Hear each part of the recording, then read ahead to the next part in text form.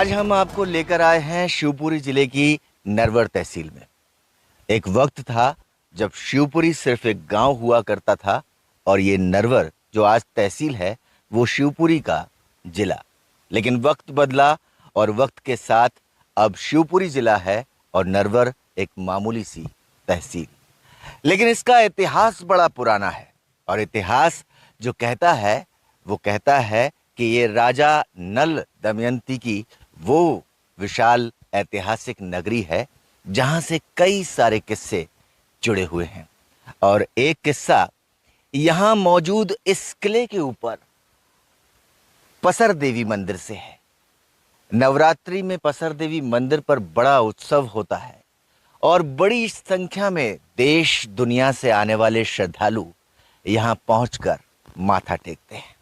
लेकिन नरवर में मौजूद इस पसर देवी मंदिर का इतिहास राजा नल की कहानी को कैसे कहता है, कैसे वो बताता है कि ये देवी किसी की रक्षा कर रही हैं और वो रक्षा जो कर रही हैं वो है एक खजाना। खजाना है राजा नल और दमयंती का। राजा नल दमयंती के इस खजाने की रक्षा करने वाली ये देवी इंतजार कर रही हैं उनके वंशजों का। सालों साल बीत गए लेकिन इस इंतजार की घड़ी ने कभी अंत नहीं लिया और यहीं से चढ़ाई शुरू होती है जहां से इस तरह के श्रद्धालु नवरात्रि के इस पर्व पर माता के दर्शन करने के लिए अपनी यात्रा शुरू करते हैं। बड़ी लंबी और कठिन यात्रा है क्योंकि किले के ऊपर चढ़ाई चढ़ना और कहीं ना कहीं उस मंदिर में जाकर दर्शन करना अपने आप में भक्तों को रोमांचित कर देता है। आज हम उस हर कहानी के पहलू से आपको रूबरू करवाएंगे। हम ये भी बताएंगे कि उस खजाने की रक्षा के पीछे का मकसद क्या है और क्या कारण है कि एक विशालकाय मूर्ति जो एक आदम कद मूर्ति है वो जमीन पर लेट गई और उसने अपने नीचे खजाने को दबाकर राजा नल दमयंती को उसकी रक्षा का वचन दिया, जिस वचन को वो आज भी निभाने की कोशिश कर रही हैं। कुछ दूर हमारे साथ चलिए, हम आपको लिए चलते हैं पहाड़ों की इस दुनिया में जहां देश का एक ऐतिहासिक किला मौजूद है और उस किले में मौजूद है मां परसा देवी का मंदिर।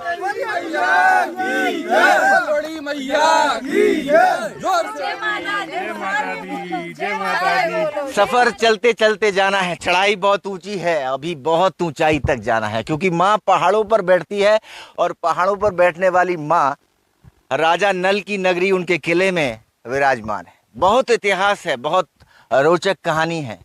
भक्त भी कहते हैं रास्ते में चलते चलते ये एक पड़ाव है और इस पड़ाव पर हम रुके हैं जहां भक्तजन जो है आते हैं, पानी पीते हैं और फिर अपनी यात्रा को आगे बढ़ाते हैं। आप भी सुबह यात्रा में, चुनरी यात्रा में आई थी। हाँ जी। तो क्या माँ की महिमा बताइए, कुछ कैसे दर्शन हुए क्या? ये राजा नल की कुल देवी है। जब राजा नल किला छोड़ कर जा रहे थे तो वो उनको रोकने के लिए उनके ब्रह में लेट गई है, इसलिए पसर देवी है। इसलिए पसर देवी है। हाँ, पसरी हुई है उनकी प्रतिमा।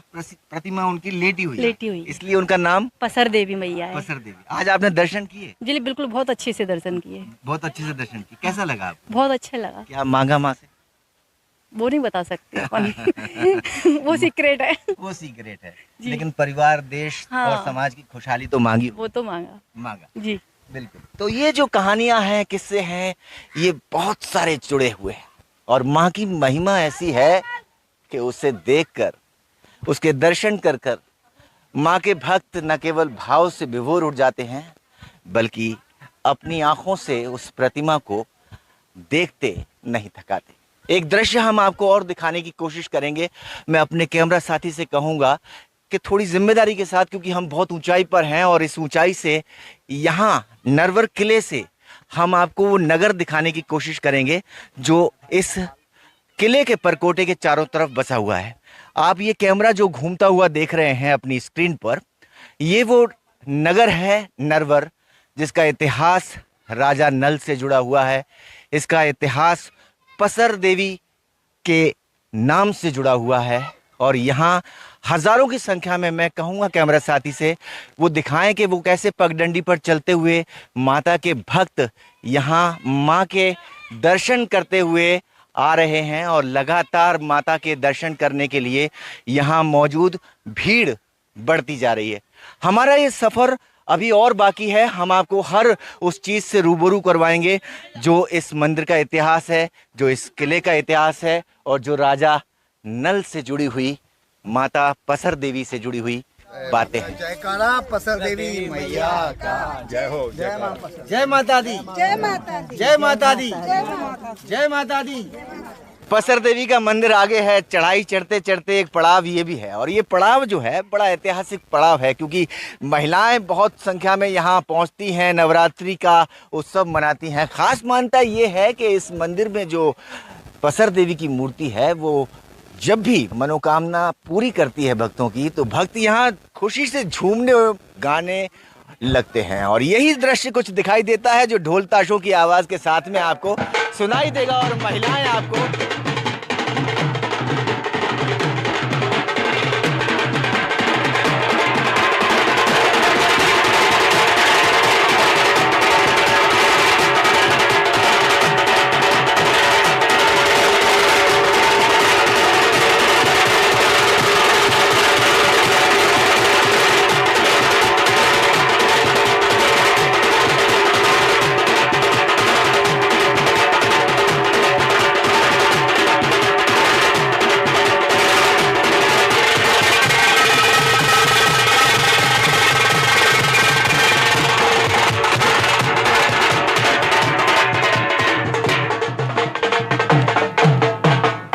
तो ये नाच गाना, ये झूमता हुआ शहर और इसके पीछे की है मंदिर की अपनी मान्यता।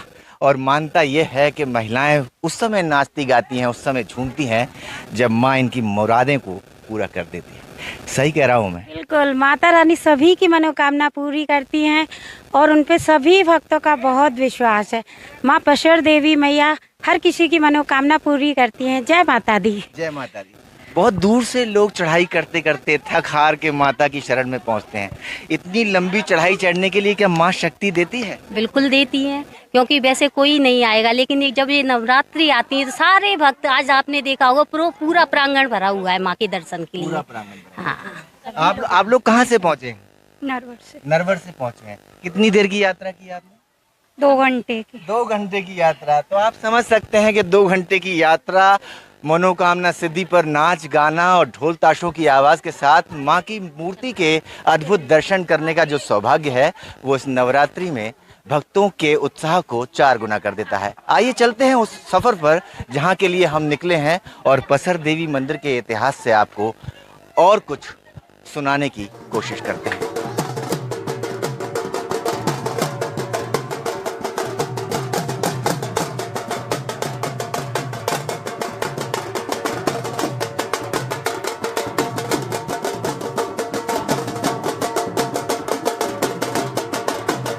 चढ़ाई का एक पड़ाव है हवा पौर का दरवाजा। ये महल का हवा पौर का दरवाजा है। हवा पौर का दरवाजा है। क्यों हवा पौर कहते हैं इसको? अब ये तो प्राचीन एक नाम ही है। अभी प्राचीन नाम। हाँ, प्राचीन नाम है। लेकिन कहते हैं कि यहाँ हवा आती। हाँ, थोड़ा ऊपर जाएगा तो बेहतरीन अच्छी ठंडी हवा आएगी। ठंडी हवा आएगी। हाँ। तो ठंडी हवा के नाम से इसीलिए हवा पौर के नाम से विख्यात है जगह पहले से प्राचीन। और मंदिर कितना दूर है पसर देवी का? पसर देवी का मंदिर अभी 1 किलोमीटर दूर है यहाँ से। 1 किलोमीटर और चलना है। हाँ। तो आप समझ सकते हैं कि चढ़ाई है। माता के दरबार में अगर हाजिरी लगानी है तो चढ़ते जाना है।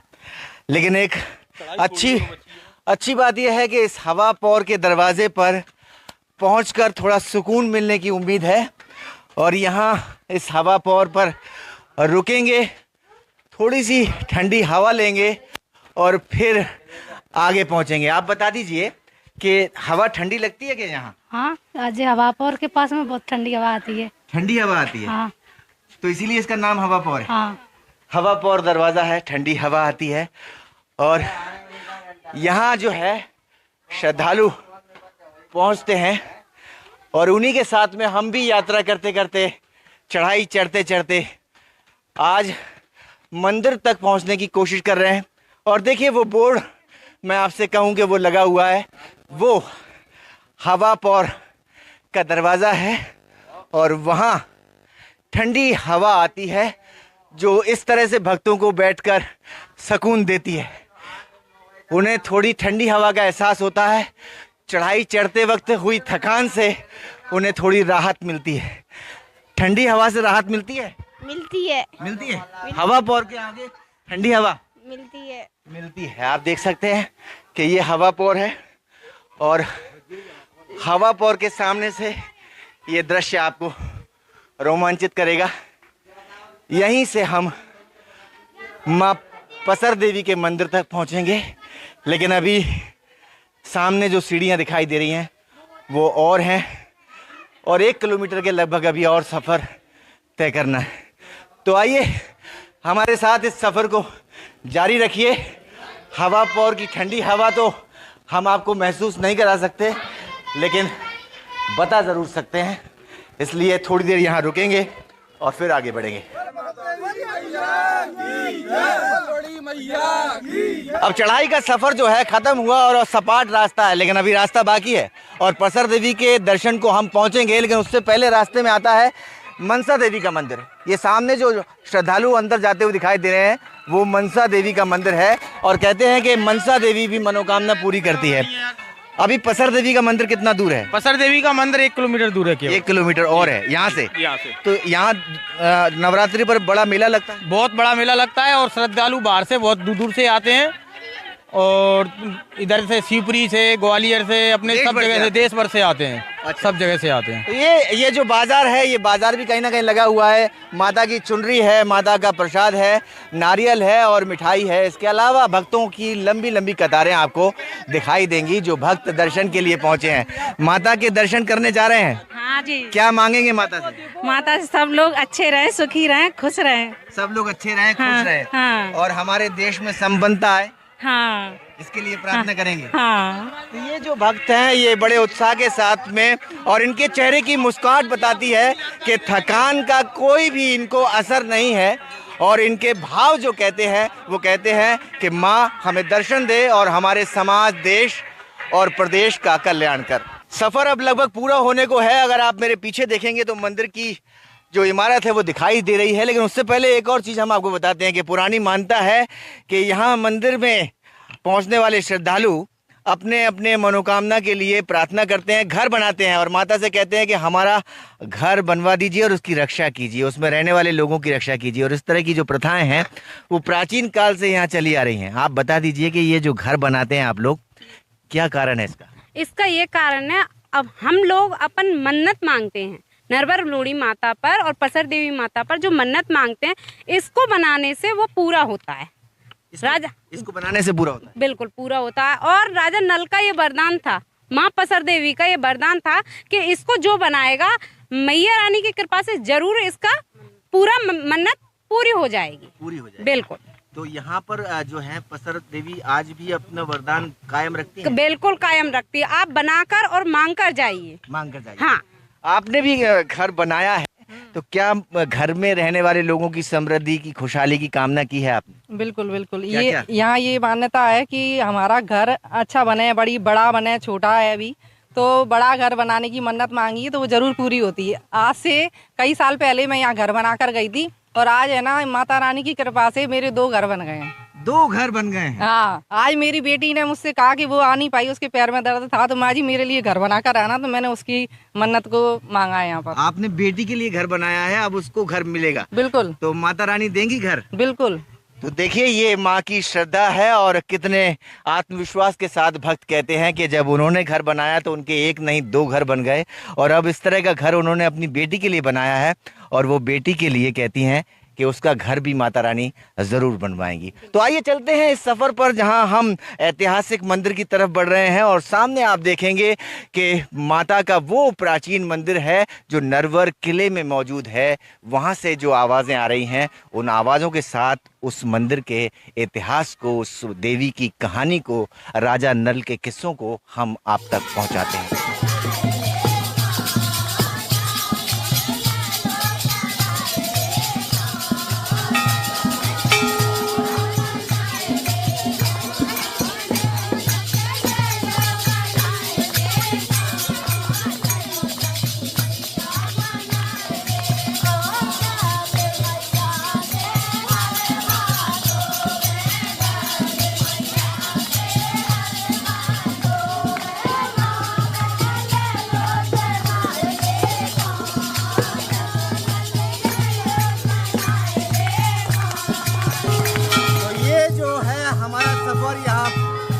खत्म होता है। और हम आपको बता दें कि ये पसर देवी का वो मंदिर है, आप ये देखिए, ये है मां पसर देवी किला नरवर के किले के अंदर मौजूद है।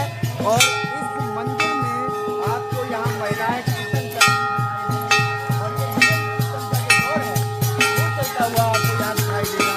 माता की प्राचीन मूर्ति जो है वो अंदर है, हम वहाँ आपको ले चलेंगे। वहाँ हम माता से जो कहानी है, जो किस्सा है, वो भी आपको बताएंगे, खजाना भी बताएंगे और बताएंगे कि माँ कैसे विशालकाय रूप में खड़ी हुई जमीन पर आकर के लेट गई। ये भी बताएंगे कि क्यों लेट गई और उसके पीछे की वजह क्या थी और उनके नीचे जो खजाना दबा हुआ है वो किसका है। ये प्राचीन प्रांगण है नरवर के ऐतिहासिक किले का, जिसका इतिहास राजा नल दमयंती से जुड़ता है। अब ये बताइए कि माता के दर्शनों को पहुंची, कठिनाई से चढ़ी, कैसा लगा आपको? मुझे बहुत अच्छा लगा यहाँ चढ़ के, मैं बहुत ज़्यादा अच्छा लगता है यहाँ के।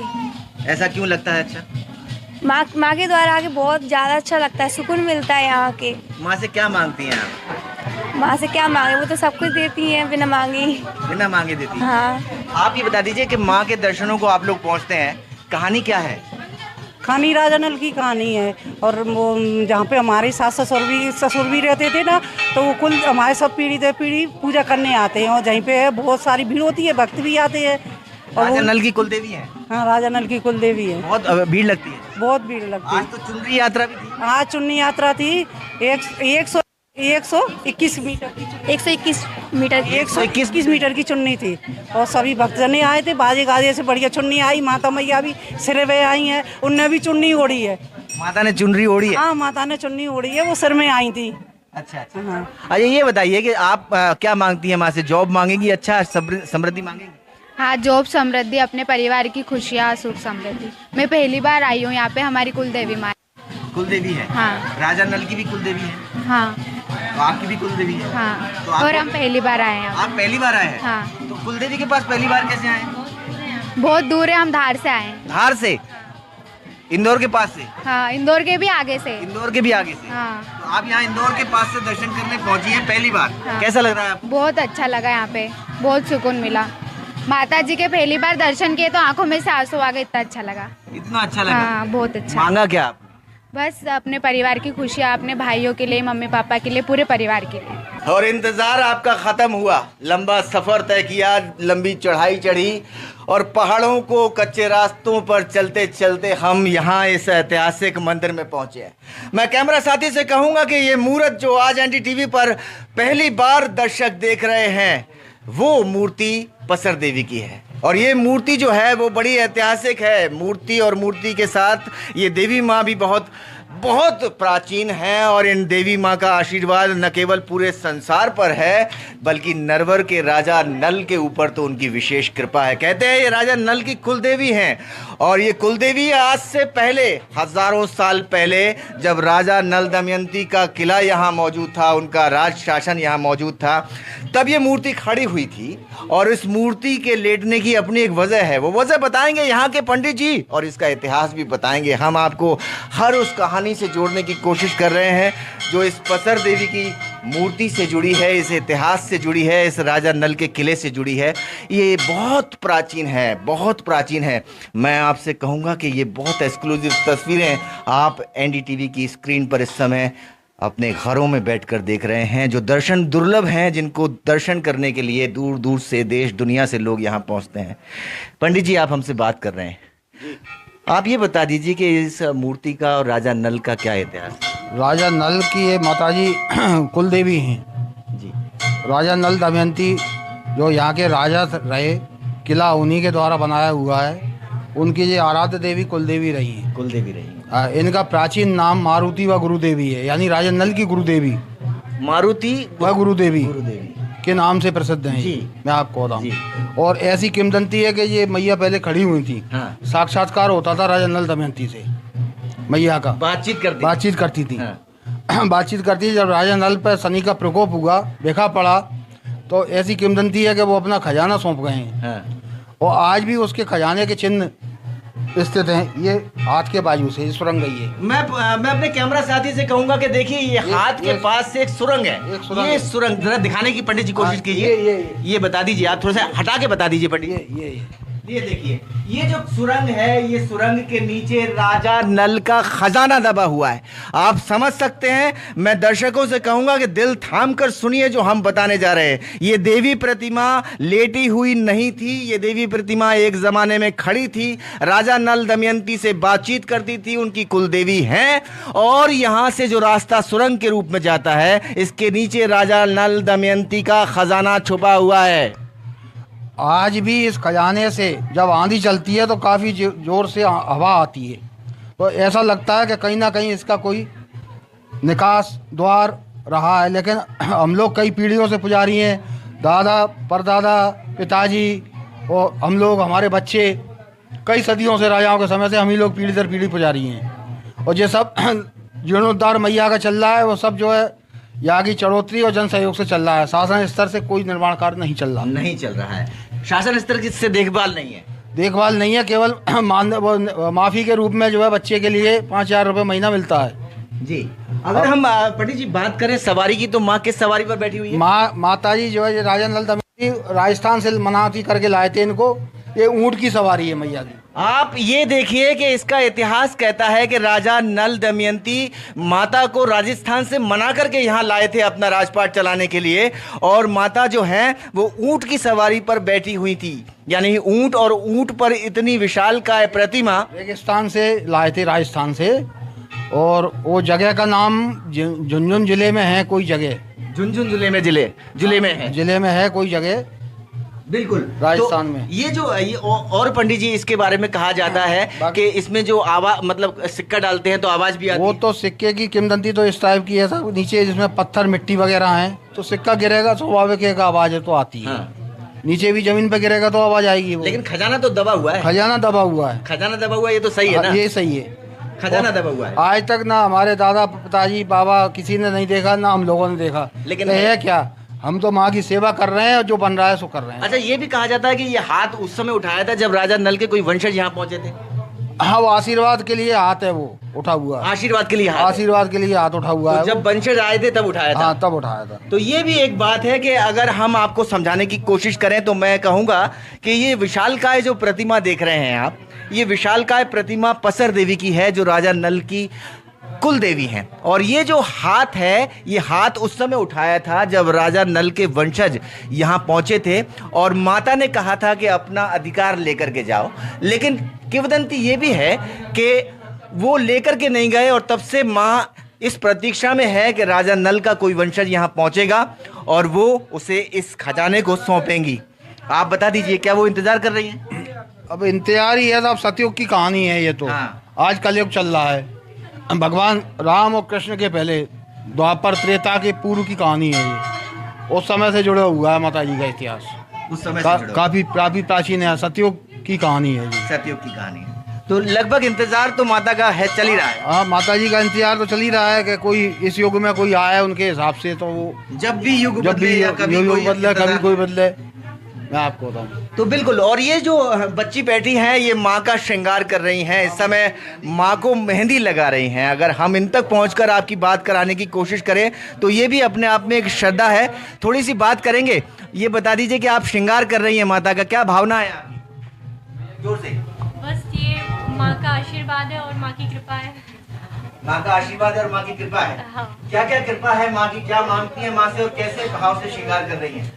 बस माता का जो 16 श्रृंगार होता है उसमें एक मेहंदी भी होता है, तो बस वही माँ को मेहंदी लगाई जा रही है। 16 श्रृंगारों में से एक श्रृंगार मेहंदी का भी है, और आप आज नवरात्रि पर माँ को मेहंदी लगा रही हैं। जी। क्या मांगेंगी संसार के लिए? बस सभी के लिए मंगल कामनाएं, बस और कुछ। सभी के लिए मंगल कामनाएं। तो आप सुन रहे हैं कि ये माता का 16 श्रृंगार में से एक श्रृंगार है मेहंदी का श्रृंगार, वो भी यहाँ किया जा रहा है। पंडित जी ने हमको पूरी कथा बताई, इसका इतिहास बताया। राजा नल की ये देवी हैं पसर देवी, जो मारुति के नाम से जानी जाती थी, लेकिन खजाने की रक्षा करने के लिए ये खजाने के ऊपर लेट गई हैं, तब से इन्हें पसर देवी कहा जाता है। पसर देवी नाम, पहले तो इनका नाम था मारुति व गुरु देवी। जब ये राजा नल खजाना सौंप गए हैं, लेट गई हैं माता जी, तो जनरल भाषा में, देहाती भाषा में पसर देवी के नाम से प्रसिद्ध हैं ये। बिल्कुल। यहाँ पर आवागमन का साधन ना होने से या दर्शनार्थियों के आने में काफ़ी कठिनाई होती है। मैं शासन स्तर से निवेदन करूँगा कि यहाँ रोड वगैरह की व्यवस्था यदि कर दी जाए तो काफ़ी मंदिर की प्राचीनता का लाभ जो है दर्शनार्थी उठा सकेंगे। देश दुनिया से यहाँ श्रद्धालु पहुँचते हैं, माता के दर्शनों के सामने माथा टेकते हैं और उसके साथ साथ अपनी मनोकामना भी मांगते हैं। कहते हैं संसार में सुख समृद्धि फैले और इसके लिए उन्हें बड़ी कठिनाइयों से गुजरना पड़ता है। अगर प्रशासन इस ओर ध्यान दे और इस रास्ते को सुगम और सुलभ बनाया जाए तो निश्चित तौर पर आप देखेंगे कि माता के दरबार में और ज़्यादा भीड़ आपको नजर आएगी। बहरहाल ये जो ऐतिहासिक प्रतिमा है, ऐतिहासिक मंदिर है और इस मंदिर से जुड़ी हुई कहानी है वो अपने आप में यहाँ सच्चाई को न केवल बयां करती है बल्कि इस मंदिर के प्राचीन इतिहास को भी सामने रखकर आज प्रमाण के साथ यहाँ देवी लेटी हुई खजाने की रक्षा करती हुई दिखाई देती हैं। शिवपुरी के नरवर तहसील में बने नरवर किले में राजा नल की कुलदेवी मारुति उर्फ पसर देवी की कहानी से आज इतना ही। अपना ख्याल रखिए और लगातार एनडीटीवी पर इस तरह के और रोचक कार्यक्रम देखते रहिए। अपने कैमरा साथी नितिन शर्मा के साथ अतुल गौड़, एनडीटीवी।